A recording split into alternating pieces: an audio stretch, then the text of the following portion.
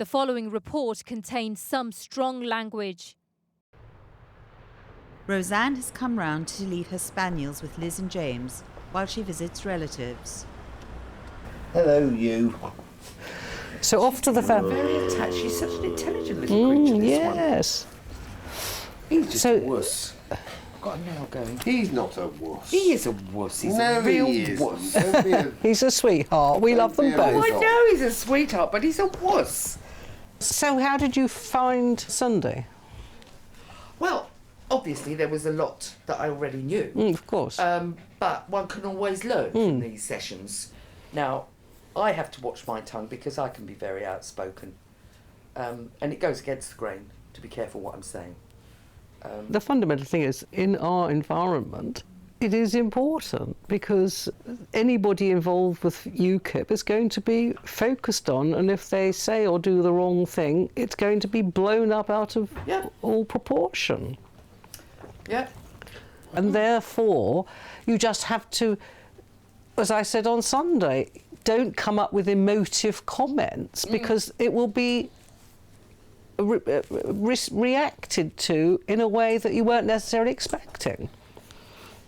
So it's just a question of thinking first. Yes, and in thinking about it, I will say something. There is absolutely no way I'm a racist because I actually, when Nigel said about coming into the ward and taking a photograph in each ward, my first thought was, the guy that owns the post office, him and his wife, I know they vote UKIP, they'd be absolutely delighted. They always talk to me, they're very supportive, etc, etc. Now, obviously, I don't know whether they're Indian, Pakistan, it doesn't matter to me, but they're a lovely couple. But the only people I do have problems with are negroes. And I don't know why. I don't know whether there's something in my psyche or whether it's karma from a previous life, or whether something happened to me as a very, very young person and I've drawn a veil over it, because that sometimes happens, doesn't it? But I really do have a problem with people with negroid features. I really do. A friend of mine said, what would you do if I invited you to dinner and I put you next to I said, I wouldn't be there. Simple as that. I said, I wouldn't be there. It's ridiculous. Isn't it? No. It's got nothing to do with people. It's all to do with their personalities and characters. It's got nothing to do with facial features.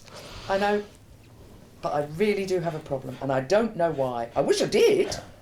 I'd like to go to somebody and perhaps might give me a regression. So perhaps I might be able to find out. It might be why. useful. Yeah, I once had this conversation with a guy from the 16 plus team when they first started it up, and he said, is there any particular group of people that you wouldn't consider it would be relevant for? And I said, yes, negroes. And he said, what do you mean by negro? What a stupid thing to say.